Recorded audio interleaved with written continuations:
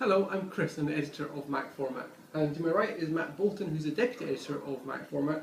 And Matt's here, well, he's here because he works here, but he's here, specifically here, because he has been playing Plants vs Zombies 2 for some time. Plants vs Zombies 2 has just gone on general release today, but Matt's had it for some time and has been playing with it. Now this is Plants vs Zombies 2.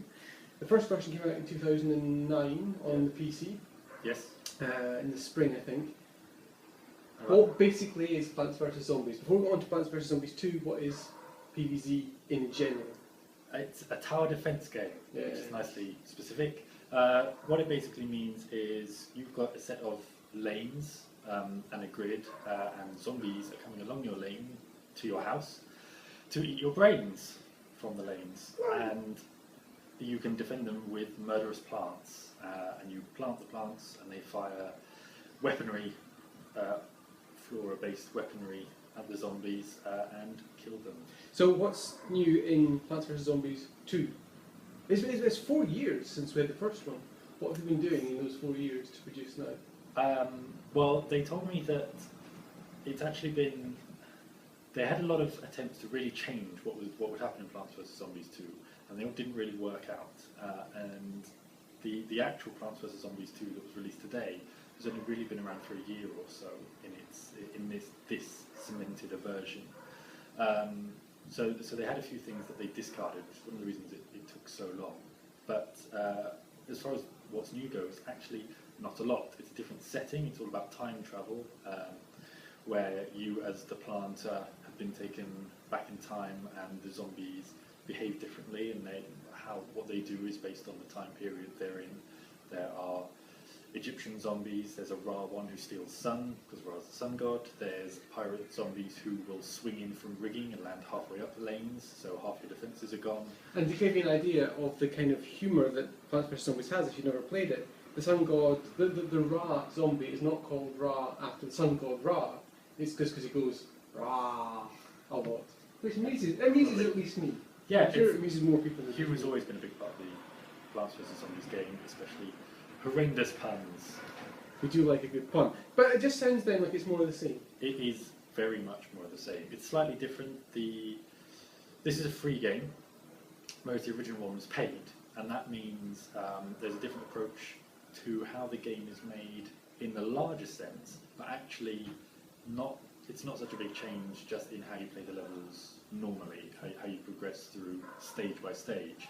You defend a stage, you get a new plant, there's a new type of zombie, you play the next stage, and you go on. And frankly, more of the same is exactly what I want. I'm not someone who plays games a lot. Plants vs Zombies is exactly the sort of arcadey type of game that I will sit and play for hours. Yeah. And I like the fact that the fundamental nature of it hasn't changed all that much.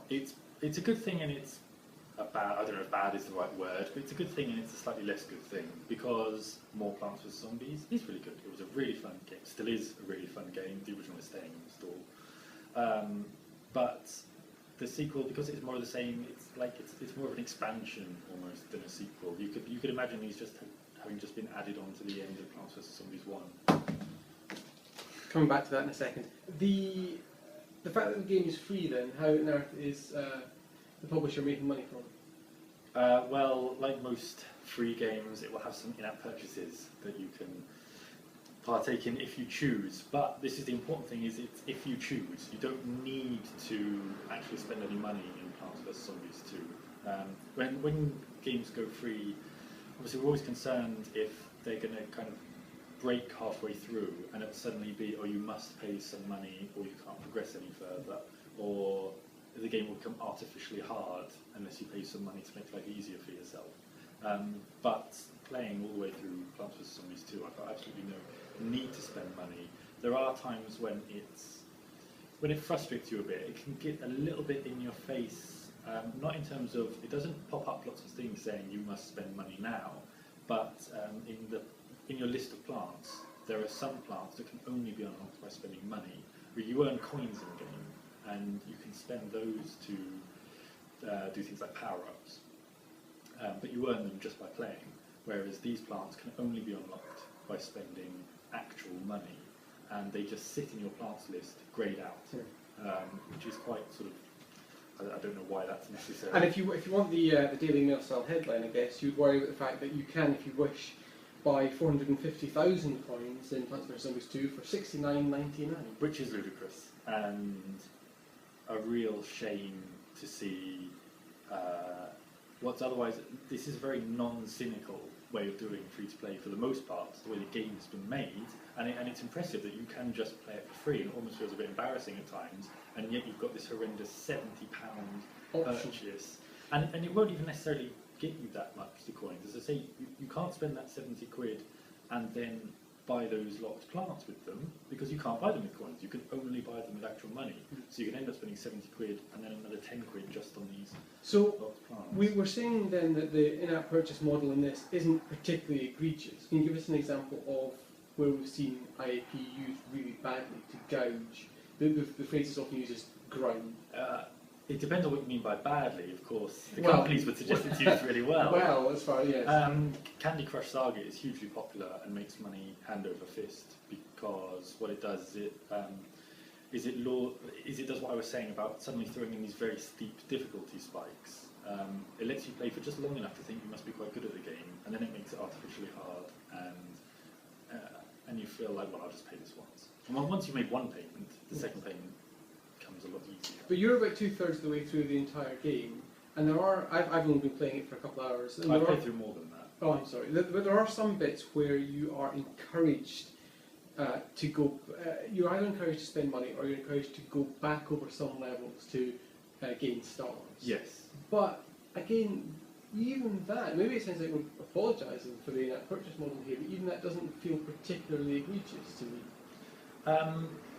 It struck me as a very odd way of doing things, but it's not a horrible way, because it doesn't make you play the exact same levels again to earn more stars. Yeah.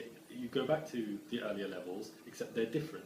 You have different objectives, and they completely change your strategy and how you have to play and what plants you would choose, and it's effectively new stages. It's different enough that it's not like playing the same stages again. It does seem like a very...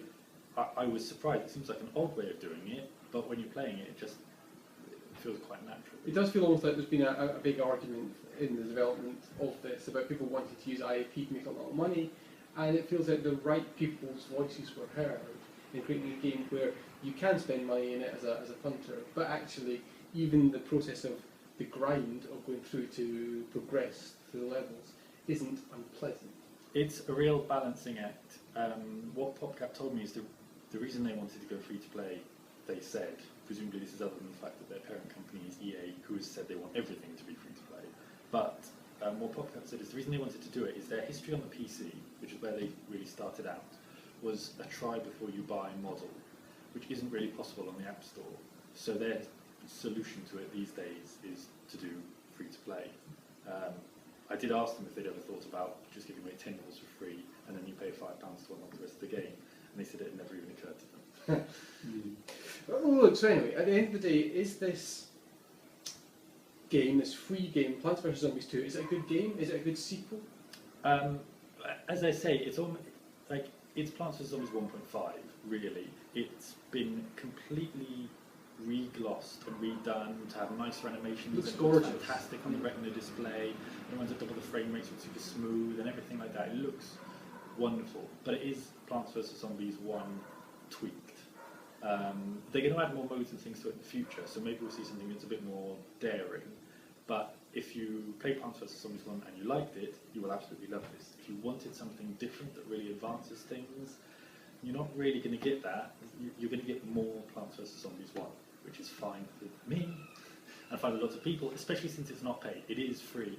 Even if you're worried about it being ruined, download it, try it. Yeah, absolutely. And in fact, to celebrate the launch, we have a goodie bag of stuff here from PopCap, which you can win if you follow MacFormat on Twitter, and we are just at MacFormat there, before the 17th of August 2013, and I'm only saying the year because this will be on YouTube forever, we hope.